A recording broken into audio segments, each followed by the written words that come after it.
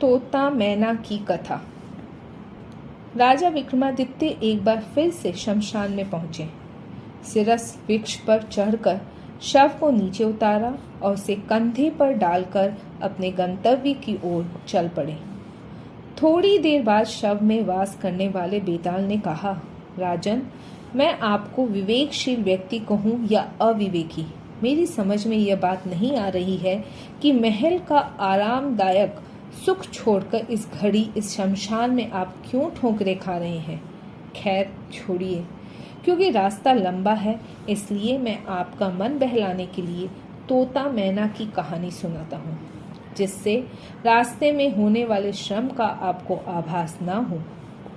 प्राचीन काल में पाटलिपुत्र में विवेक केसरी नाम का एक राजा राज्य करता था। उसके पास एक तोता शुक था, जिसने शाप के कारण यह जन्म पाया था। वह तोता समस्त शास्त्रों का ज्ञाता और दिव्य ज्ञान से युक्त था। उसका नाम था विदग्ध चूड़ामणि। उस तोते के परामर्श से राजा ने अपने समान कुल शीलवान मगध की राजकुमारी चंद्रप्रभा से विवाह किया। वे दोनों तोता मैना अपने बुद्धि बल से अपने स्वामियों पति पत्नी की सेवा करते हुए वहां के पिंजरे में रहते थे। एक दिन उत्कंठित होकर उस तोते ने मैना से कहा, सुबगे, तुम मेरे साथ एक सेज पर सो, एक आसन पर बैठो, एक साथ भोजन करो और मेरी ही हो जाओ। मैना बोली, मैं पुरुष का सत्संग नहीं चाहती, क्योंकि वे दुष्ट और कृतघ्न होते हैं।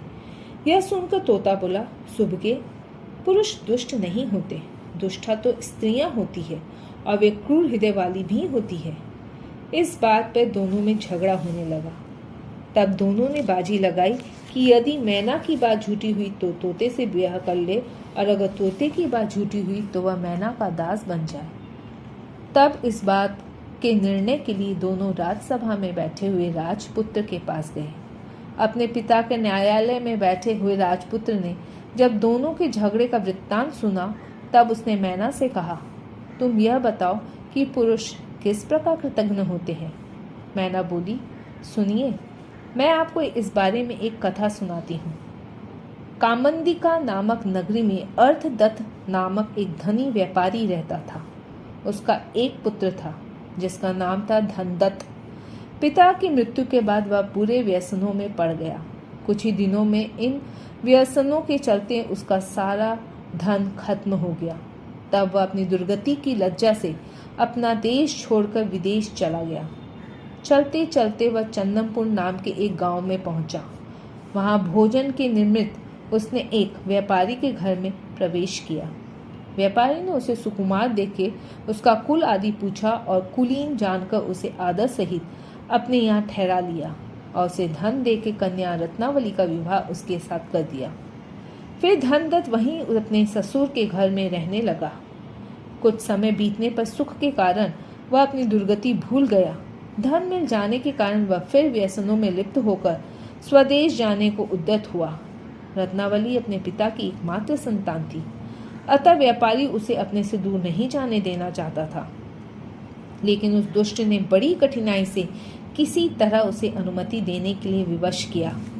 फिर एक बुढ़िया के साथ गहनों से अलंकृत अपनी पत्नी को लेकर वह अपने देश चल पड़ा। चलते चलते वे बहुत दूर एक जंगल में जा पहुंचे। चोरों का भय बताकर उस दुष्ट ने अपनी पत्नी के गहने उतरवा कर अपने पास रख लिए।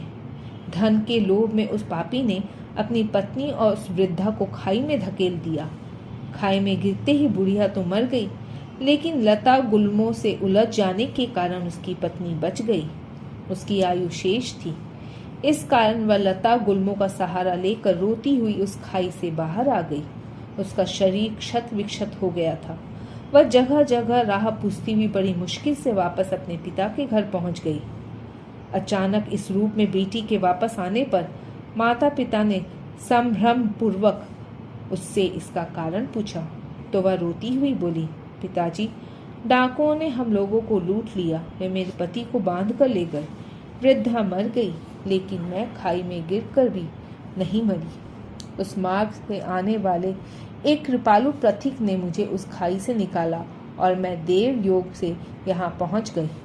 यह सुनकर माता पिता ने अपने उसको ढांढस बताया और सती रत्नावली अपने पति का ध्यान करती हुई रहने लगी। इधर अपने देश पहुंचकर उसके पति ने थोड़े ही दिनों में जुए में वह सारा धन उड़ा दिया। फिर उसने सोचा चलकर ससुर से धन मांगूं। ऐसा सोचकर वह ससुराल की ओर चल दिया। दूर ही से उसकी पत्नी ने उसे वहां आते हुए देख लिया। दौड़कर वह उस पापी के पैरों में जा गिरी, क्योंकि प्रतिव्रताएं अपने दुष्ट पति पर भी अन्य भाव नहीं रखती।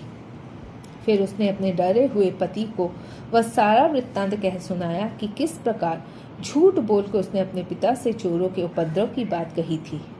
तब वह निर्भय होकर रत्नावली के साथ घर के अंदर चला आया। उसके ससुर ने उसका प्रसन्नतापूर्वक स्वागत किया। उसे प्रसन्नता थी कि उसका जमाता जीवित है और उसे चोरों ने छोड़ भी दिया है। फिर धनदत्त अपनी पत्नी के साथ वहीं रहने लगा। एक दिन रात के समय उस दुष्ट ने अपनी सोती हुई पत्नी की हत्या कर दी और उसके सारे गहने लेकर चुपचाप अपने देश चला गया। यह कहानी सुना के मैना बोली, पुरुष ऐसे ही पापी होते हैं। तब राजपुत्र ने तोते से कहा, अब तुम बताओ। तोते ने कहा, हे देव, स्त्रियां भयानक साहस वाली, दुष्ट चरित्र और पापिनी होती हैं। आप यह कथा सुनिए। बहुत समय पहले हर्षवती नाम की नगरी में अग्रदत्त नाम का एक करोड़पति बनिया रहता था। उसकी एक कन्या थी जिसका नाम वसुदत्ता था। बनिया उसे प्राणों से भी अधिक प्यार करता था। उसने उसका विवाह समुद्रदत्त नामक एक वणिक पुत्र के साथ कर दिया। एक बार वह अपने पिता के घर थी तो उसने एक पुरुष को देखा। उस युवक को देखकर वह चंचल स्त्री काम के वश में हो गई। उसने अपनी सखी के द्वारा उसे गुप्त रूप से बुलवा भेजा और उस कामुक के साथ उसने काम क्रीड़ाएं की। उस दिन से एकमात्र में आसक्त होकर प्रत्येक रात एकांत में उसी के साथ बिताने लगी। एक दिन उसका पति उसे लेने के लिए उसके देश आया। वह सारा दिन उत्सव उल्लास से बीता। रात में उसकी माँ ने उसे सजा संवार के पति के पास भेजा, किंतु एक ही सेज पर सोकर भी वह अपने पति के प्रति अनुरक्त न हुई। दूसरे पुरुष में मन लगा रहने के कारण पति के आग्रह करने पर भी वह झूठ मूठ नींद का बहाना करके पड़ी रही। तब राह की थकावट और मदिरा के नशे में उसके पति को भी नींद आ गई। धीरे धीरे जब सब लोग खा पी कर सो गए, तब सेंध मारकर उसके घर में एक चोर घुस आया। उसी समय चोर को देखे बिना ही वसुदत्ता भी उठकर वहां से बाहर निकली और अपने प्रेमी के बताए हुए स्थान की ओर चल पड़ी। यह देखकर अपनी इच्छा में विघ्न पड़ जाने के कारण उस चोर ने सोचा कि मैं जिसके लिए आया हूँ उन्हीं गहनों को पहनकर यह बाहर चली जा रही है, अतः मैं देखूं कि यह कहाँ जाती है। यह सोचकर वह चोर भी बाहर निकला और उस वणिक पुत्री वसुदत्ता पर नजर रखता हुआ छिपकर उसके पीछे पीछे चल पड़ा। वसुदत्ता भी हाथों में फूल आदि लिए संकेत जानने वाली एक सखी के साथ निकट के उद्यान में जा घुसी। वहां उसने अपने प्रेमी को एक वृक्ष पर लटका हुआ देखा। संकेत के अनुसार वहां आए हुए उस पुरुष को देखकर नगर रक्षकों ने चोर समझा और उसके गले में फंदा डालकर उसे वृक्ष पर लटका दिया था। वह वहां मरा पड़ा था। यह देखकर वसुदत्ता नीचे गिर पड़ी और करुण स्वर में रोती हुई विलाप करने लगी। फिर उसने अपने प्रेमी को वृक्ष से उतारा और भूमि पर रखकर अंगराग तथा फूलों से उसे सजाने लगी। प्रीति और शोक से जिसका हृदय विवेक शून्य हो गया था और जो आर्त बन गई थी, ऐसी वसुदत्ता ने उस निष्प्राण शरीर का आलिंगन किया और उसका मुख ऊपर उठाकर उसने जो ही उसका चुंबन लेना चाहा, त्यों ही उसकी प्रेमी ने, जिसके निर्जीव शरीर में बेतार प्रविष्ट हो गया था, अचानक अपने दांतों से उसकी नाक काट ली। इससे विह्वल होकर और पीड़ा से तिलमिलाकर यद्यपि वह उससे दूर हट गई, लेकिन इस विचार से कि कहीं यह जीवित तो नहीं है, वह अभागिन फिर पास आकर उसे देखने लगी।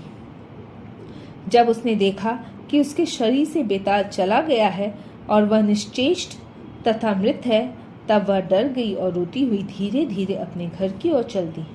उस चोर ने छिपकर ये सारी बातें देखी। उसने सोचा, इस पापिन ने यह क्या किया। अरे स्त्रियों का हृदय भयानक घने अंधेरे से भरा अंधे कुएं के समान अगाध और गिरते के लिए बड़ा गहरा होता है। चलो देखूं अब यह क्या करती है। यह सोचकर कौतूहल के कारण दूर से ही उसने फिर उसका पीछा किया। वसुदत्ता धीरे धीरे चलती हुई अपने कमरे में चली गई, जहां उसका पति सोया हुआ था। फिर वह जोर जोर से रोती हुई बोली, अरे पति के रूप में इस दुष्ट शत्रु से मेरी रक्षा करो, जिसने मुझ निरपराधिनी की नाक काट ली है। इस तरह बार बार उसका रोना चिल्लाना सुनकर पति, कुटुंबी तथा पिता सभी घबराकर जाग उठे। वहां आकर जब उसके पिता ने देखा कि वसुदत्ता की नाक कटी हुई है और उससे रक्त गिर रहा है, तब वह बड़ा क्रोधित हुआ और उसके पति को भारिया द्रोही जानकर बांध लिया। वसुदत्ता की बातें सुनकर उसका पिता तथा अन्य सभी लोग समुद्रदत्त के प्रतिकूल हो गए थे, अतः बांधे जाने पर भी उसने गूंगे की तरह कुछ नहीं कहा। इसी हो हल्ले में धीरे धीरे रात बीत गई। तब सब कुछ जानता हुआ भी वह चोर चुपके से वहां से चला गया। समुद्रदत्त का ससुर उसे तथा कटी नाक वाली अपनी पत्नी वसुदत्ता को राजा के पास ले गया। सारा वृत्तांत सुनाने के बाद राजा ने सजा सुना दी।